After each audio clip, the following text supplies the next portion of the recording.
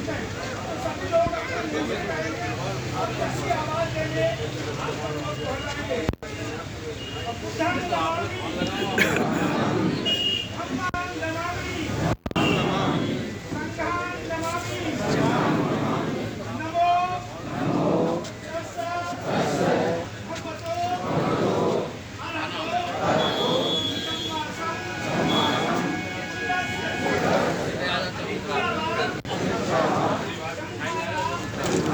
भाई साहब, ओ भाई साहब,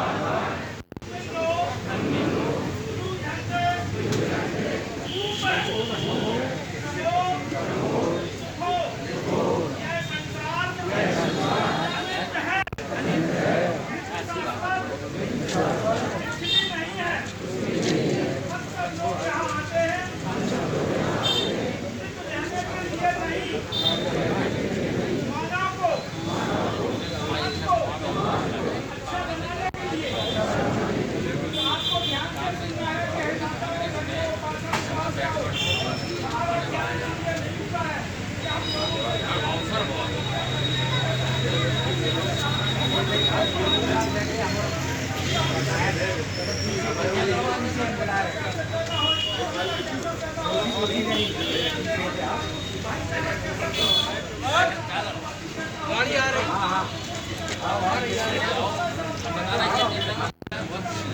अभी आज रोड पे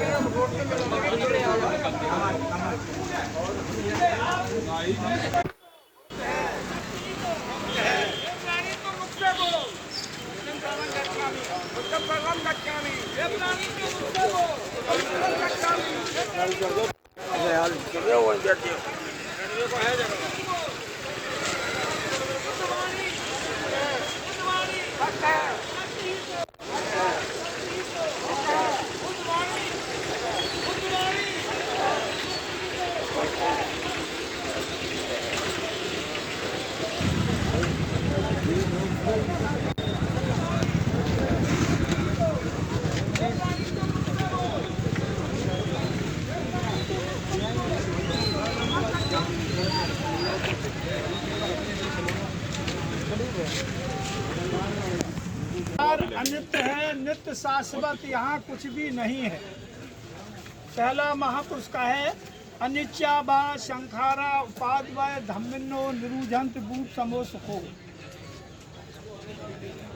ये जो हमारा जीवन है, ये जब अंतिम समय पर अंतिम छड़ी में पहुंच जाता है तो लोगों को ये प्रेरणा देता है बंधुओं कि आपको इसको सबको सीख लेना चाहिए कि हमारा जन्म इसलिए नहीं हुआ है कि हम लोगों से गिलानी घृणा नफरत अन्याय अत्याचार जुल्म जास्ती करें, हम झूठ बोलें, हम लोगों को सताएं, हम संपत्ति इकट्ठी करें।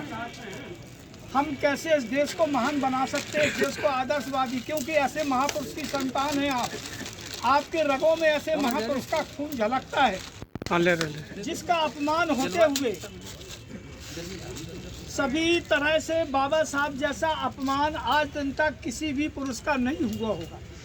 सभी लोग शायद स्कूल में अच्छी तरह पढ़ने जाते होंगे, सबका सम्मान होता होगा, लेकिन जो आपके महापुरुष ने असम्मानित जीवन जिया है, जो उन्होंने अपनी प्रैक्टिकल जीवन में जितनी यातनाएं का सामना किया है, फिर भी उन्होंने तो उनकी संतान हो, फिर भी उन्होंने संविधान में अपने दस्तावेज में किसी भी संप्रदाय को, ईसाई सिख यहूदी जैन मुस्लिम, किसी भी जात का, किसी भी कौम का, किसी भी देश का पुरुष हो, किसी के लिए संविधान में सारे लोगों के लिए मौलिक अधिकार लिखे हैं। किसी को उपेक्षित नहीं किया, किसी के साथ में दूसरा भाव भी किया।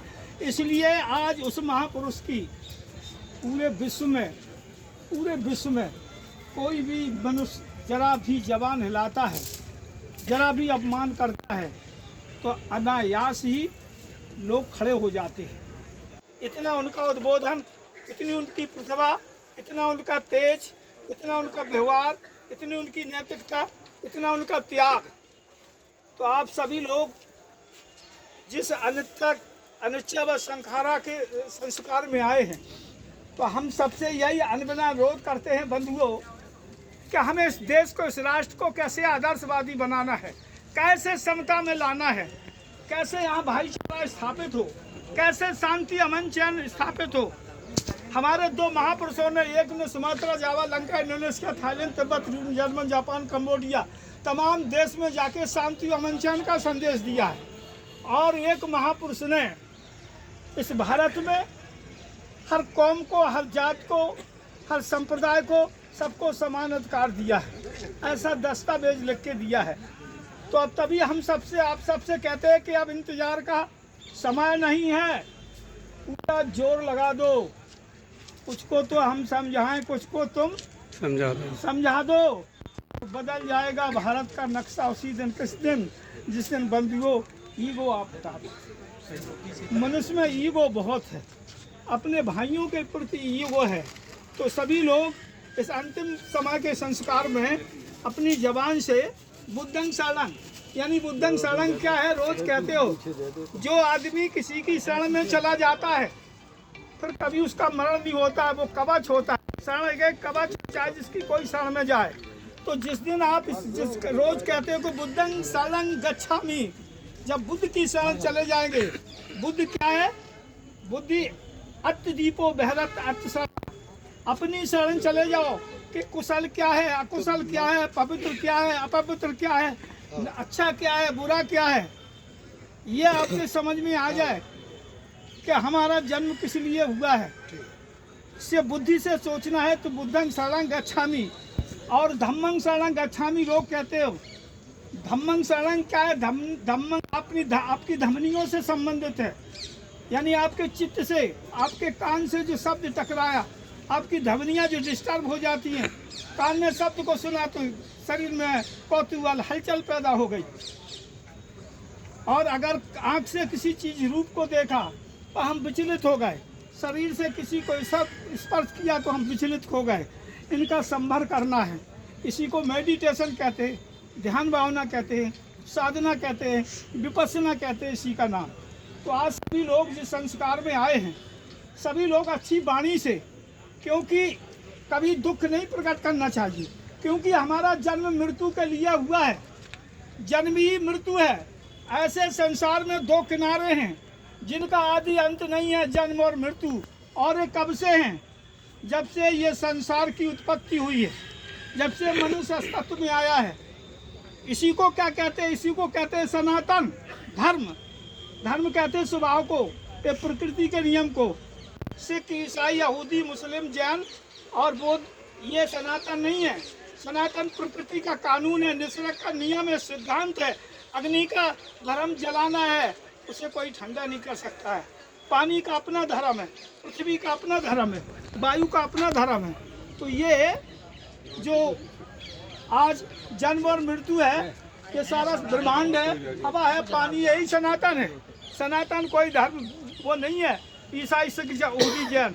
तो बंधुओं, सभी लोग हाथ जोड़ लेंगे इस अंतिम समय पर और अपनी अच्छी वाणी से एक बार इस वायुमंडल की तरंगों में अपनी वाणी को जाने देंगे। सम्मा सम बुद्धस्स नमो तस्स भगवतो अरहतो सम्मा सम बुद्धस्स नमो तस्स भगवतो अरहतो सम्मा सम बुद्धस्स बुद्धं शरणं गच्छामि धम्मं शरणं गच्छामि संघं शरणं गच्छामि द्वितीयंपि बुद्धं शरणं धम्मं शरणं संघं शरणं गच्छामि तृतीयंपि बुद्धं शरणं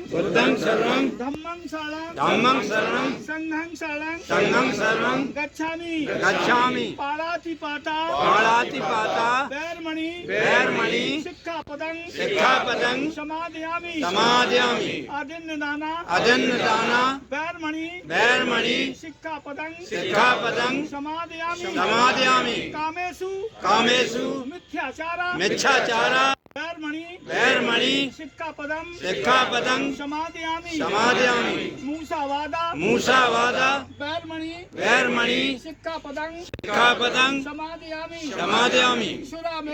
सुरामेर्या मज्जा पमादिठाना वैरमणि सिक्कापदं समादयामि बुद्धं नमामि धम्मं नमामि संघं नमामि साधु अनिच्छा वा शंख रामदेवी का अंतिम